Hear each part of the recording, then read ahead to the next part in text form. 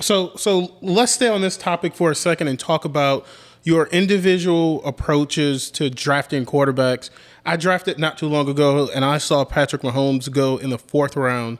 I remember drafting last year, and Lamar Jackson was going in the 2nd round. Right. It seems like quarterbacks are going later this year than I've seen in a while. There's been an adjustment for sure. Tell us about your approaches to drafting quarterbacks. So, one thing, every year is different, and you really have to take that into account. And sometimes it takes a few drafts to sort of kind of get an understanding of where certain players are going or where certain positions are being drafted. So that's one thing. The second thing is that last year, a lot of the quarterbacks that we were taking early disappointed, based off of where they were going. Lamar, even Mahomes himself. Mahomes disappointed. Yes, he did. He did. So a number of these quarterbacks that we were reaching for disappointed. Even Dak, who was on a record to set historic highs. NFL highs. Don't forget Watson. Yeah, Watson. Like, we're Texans fans. We were grabbing Watson everywhere we could. Even though he finished the season as a great statistical season, to start the season, like the first 4 or 5 games, he was kind of... And even going to a player like Kyler Murray, who started off the season just on fire. Right. And that was a guy that was a guy that I missed on last year. That was the one guy that I had 0 shares of. And he did start on fire. Russell Wilson started on fire. Russell Wilson does that historically, and we're going to talk about that too, because I really do want to get to Russell Wilson. But so there were, but Kyler Murray ended the year, whether it was due to injuries or defenses catching up to him, you can kind of make. I think it's a mixture of both. Yeah, maybe a mixture of both. Yeah. He ended the season very poorly, and so that left a sour taste in people's mouths. Mm-hmm. So I think that this year the fantasy community has basically taken that QB position and said, okay, let's wait a little bit. Okay, let's not be as aggressive as we were last year. Right. The second point, I think, why quarterbacks are going a little bit later is because we brought up the Konami Code.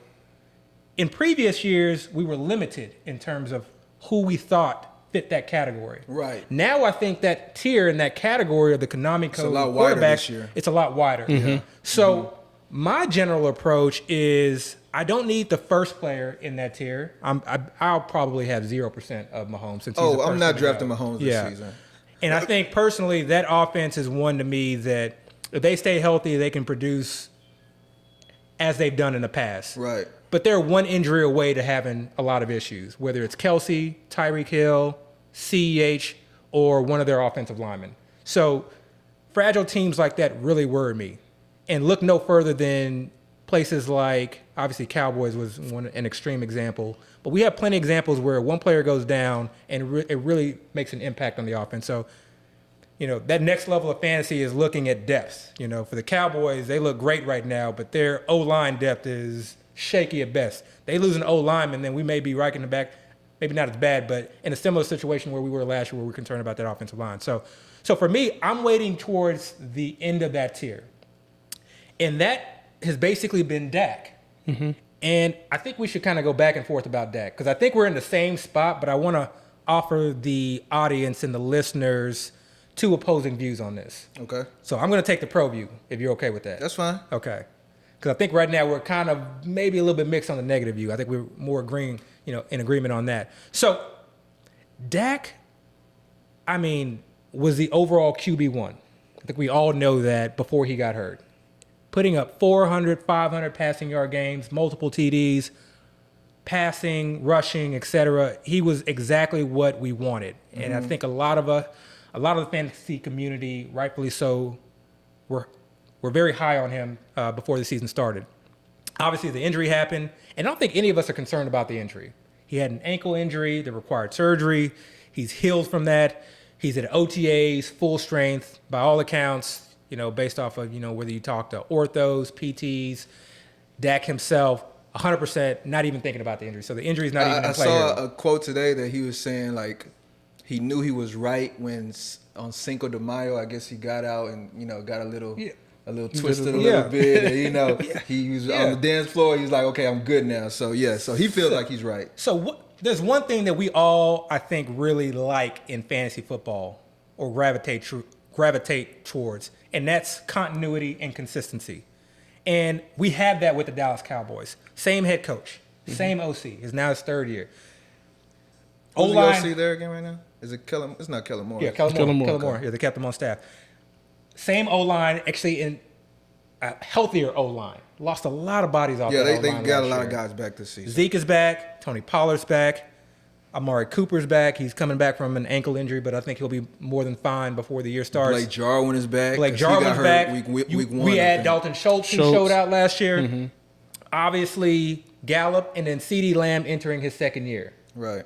So, if anything, this offense should be better than what it was last year. We have an improved CeeDee Lamb. We have not only Jarwin, but also Schultz, and we have a healthy O-line. Right. And then we also have Dak, again, being more comfortable in this system. Right. So if he was putting up overall QB1 numbers, why are we waiting until the end of that tier to draft him? And I'm doing it myself. If I have a choice between Lamar, Kyler, and Dak, I'm going between Kyler and Lamar, and I flip-flop, Rondale Moore, man. We'll get to him. But I mean, I'm always waiting.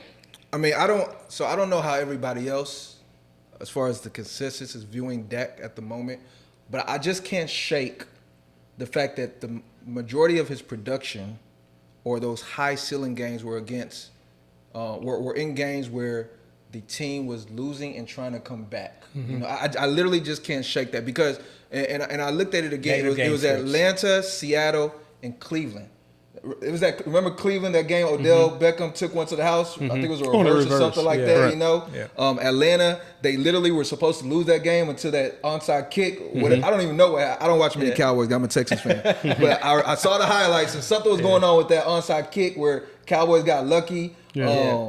Seattle, they just they got smashed. So those 3 games is when he put up those high offensive productions. Mm-hmm.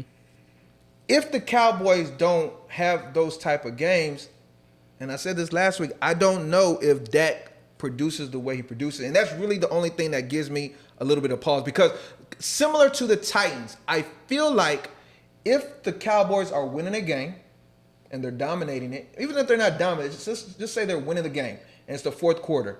Instead of Dak throwing the ball like he was last season in the fourth, I feel like they're going to give it to that horse in the backfield, Zeke, that they just paid a ridiculous amount of money a couple years ago, and let him churn the clock out. You know, and if that happens, then Dak's fantasy numbers are not going to go up. They're going to be steady, and that's the only thing that gives me pause. Because other than those 3 games, game 1 he had about 200 something yards passing.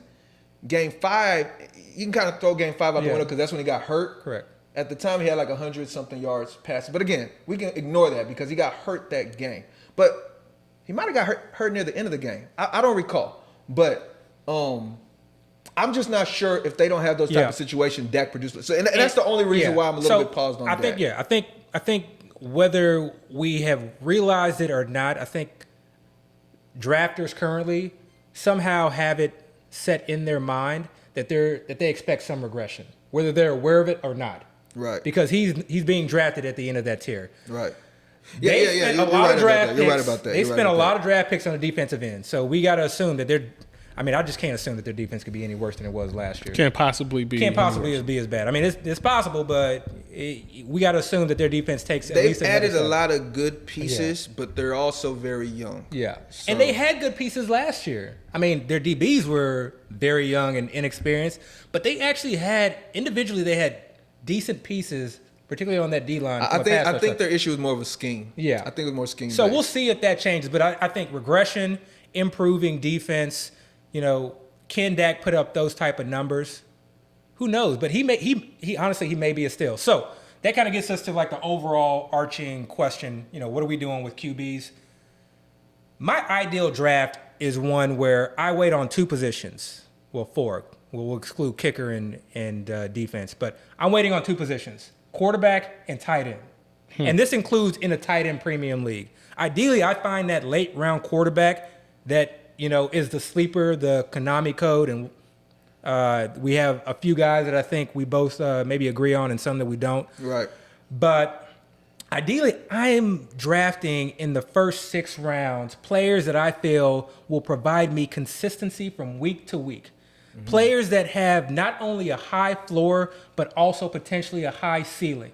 And I think if you draft a quarterback that early, or you draft a tight end on the hopes that he has his breakout year, you are missing out on those guys. One guy that is one of my highest owned players right now is someone like Robert Woods. Mm-hmm. If I see Robert Woods in the 4th round, it is lock button, okay? And usually that's the mid to late 4th round. And then if I see him in the 5th round, lovely. So I don't want to draft a quarterback there when I can get a player like that, someone that I can count on day in and day out. You know, I think we get into this mindset of, okay, I'll wait at running back, I'll wait at wide receiver because I think this guy may break out. But ask yourself, you know, do a self-audit. Go back and look at previous years. Look at some of the guys that you took in the later rounds. Not only go back and look at their game logs, but if you somehow can, go back and look at when you started those players. Mm-hmm. Look at how accurate you were when you started those players. You know, this is a stat that I literally want someone to create. And it may be out there. It may be out. I think I saw something about a year ago, but you know, I bet the fantasy engineer would get it. Yeah. So I bet Kevin got it. Yeah, I want someone to come out with the stat. Okay, yeah, player X, look at his end of year stats. He scored, you know, enough points to put him in RB2 territory. But when did you start that player? Or when did you add that player potentially?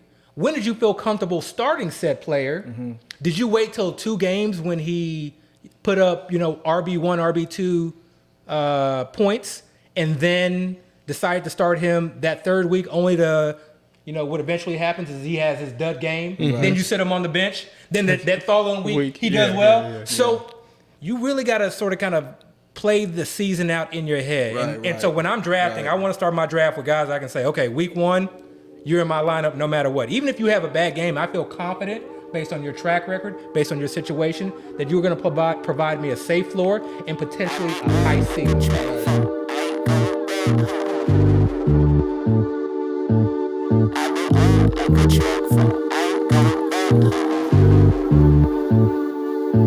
I said, God, give me a warning. Please take me for the morning, so I leave more disappointments than I ever will appointments. Give a fuck about your feelings, rub it in. This your ointment, can't depend on the oinker. Find your pick in the blanket, find a stick. Through your anus, give a rip for your statement. This shit in the pavement that is on, word is born. I've been on like a track phone. I ain't going back home. Say what I do, trick. Yeah, I think I'm text on. Go where I live. Oh, you gon' need a chaperone.